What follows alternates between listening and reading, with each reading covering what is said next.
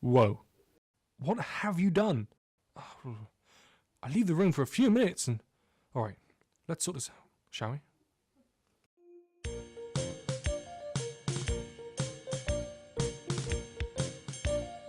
Media for idiots. Oh no. Oh god. Oi, which way are you going? So, you've got all your footage ready?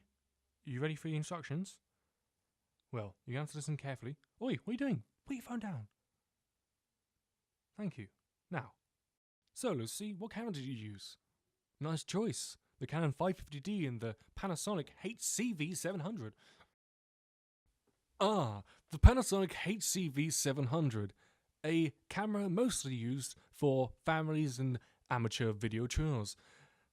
Now, the settings for this camera are very limited and it only records in 25 frames per second and a AVC video codec. Here are a few of these settings, which are mainly useful for nothing. All around, a decent little camera. Ah, the 550D. One of my cameras, in fact. I use this one quite often. The 550D has a variety of options and can be customized to fit your everyday needs. These are just a few of the resolutions and frame rates you can shoot at. The main video codec it records on is MPEG 2, which is very nice. This is the custom firmware that I've installed called Magic Lantern, and I'm just showing you the crop marks that you can add to it. And it's a very easy to use but very professional camera. So now we're going to set the white balance. We do this by placing a piece of white paper or card and taking a picture of it, and then go into menus, go into the picture settings and white balance, custom white balance. Select that image, and then the white balance should be set for the lighting in your environment.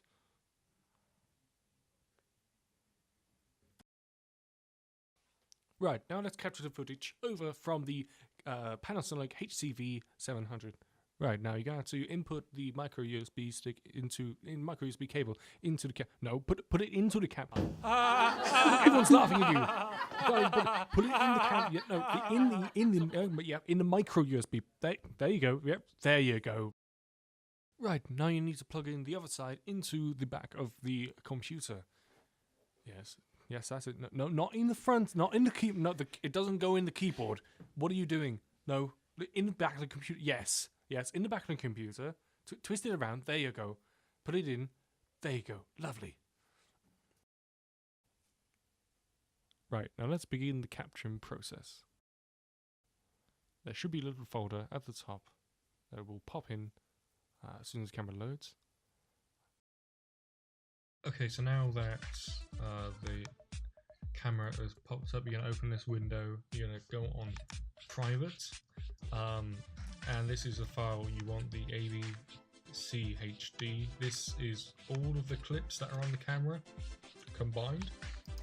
Now we're just going to copy this and drag it into the footage folder I have set up.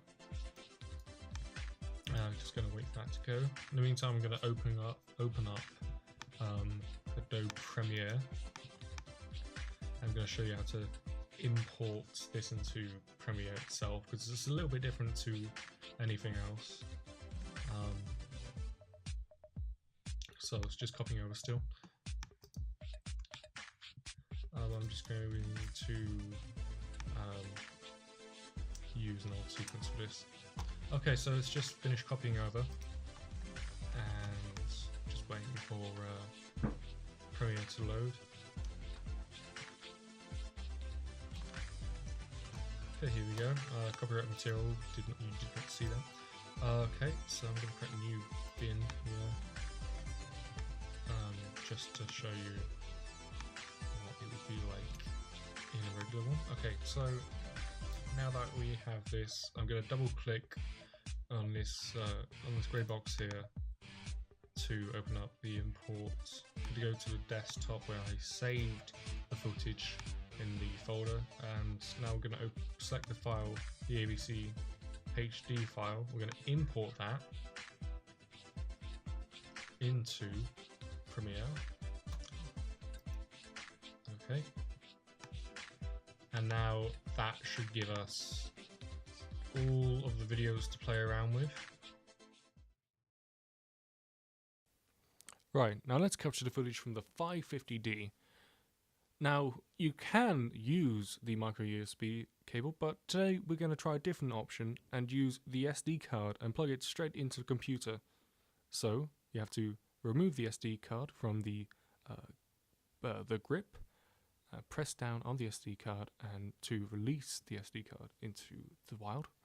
And, okay, so now you have to put the USB the SD card into your computer. Now, not all computers have this, so you may have to buy an adapter, SD to USB adapter. Okay, so now that we have the SD card loaded, and you can see it on the top far right of the screen, we're going to double click on that. Anytime now. Okay, and then we're going to click on the DCIM folder and then the 100 cam thing, and then we'll have all our clips. Now, it comes in two file types. One is .mov and one will be THM. You want to alternate select them by hitting command and just clicking on the .movs to select only the .movs, not THMs. And then you need to drag that to your desired folder, which I have down here. So now we're going to start up a Premiere sequence. So we're going to go to the task manager and select Premiere. We're going to open Premiere now. It's loading. We're going to wait for it to load a little bit. It takes its time. So, images? I don't know images. No. Anytime now. There we go. So now we're going to have to click on New Sequence, and here are all your things. You have to click the Browse button, which I'm about to do now, to select where you want to save your file. We saved it in Lucy's folder. And other thing, you can name the sequence anything you want, like maybe this. Okay, that'll do. So then click OK when you're done with that. So actually, this will automatically save to where you want it to be. Okay, so these are all the sequence settings. They're all presets. You can create custom ones, but it's easier just to go with presets themselves. Today we'll be using the Canon MPEG 2 at 25 frames per second at 1080p.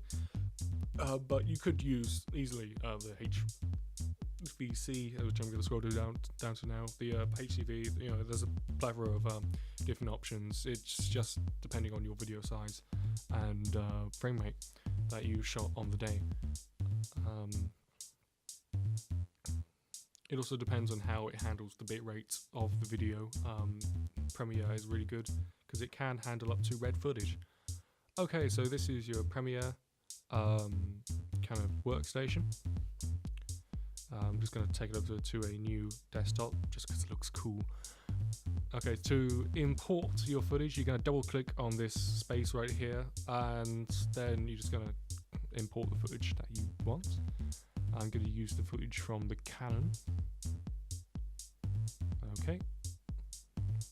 Once again, just like shift clicking to select all the footage. Okay, then you have all the footage there in your sequence bin.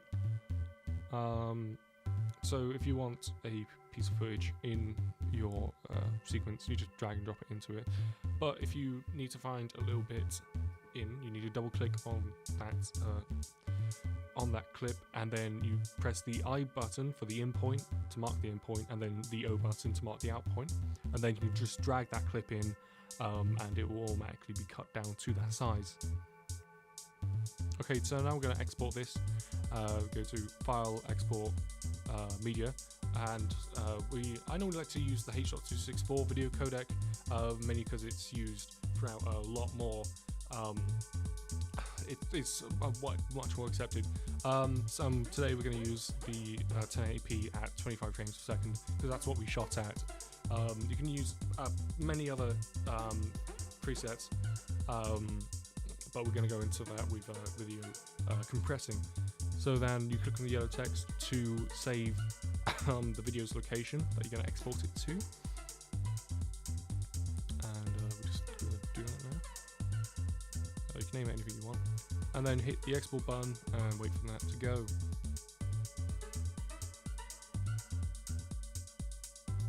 No, it's just done. Okay, so now the video is done. It should be in the place where we save it to. Let's just look at that now. It's always good to review your footage after exporting, and yep, that's working fine. Brilliant. So you have successfully learned how to set up a sequence and export. Okay, so now we're going to go on to compressing your media files. So for that, we are going to go to Media Encoder. Where is it? No. Still there. Oh, come on. Where is it? Oh, there it is. So we're going to select up Encoder. Another product, great product from Adobe. Just gotta wait for that to load.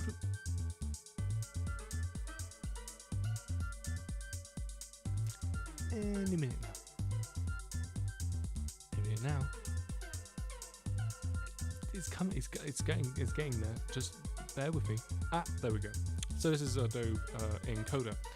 So to import the video that you want, you're going to double click on the space again, and you're going to select the video file that you want to compress down.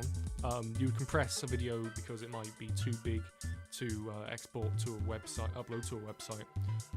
So what I'm doing now is I'm going into the kind of sequence, the kind of encoding settings.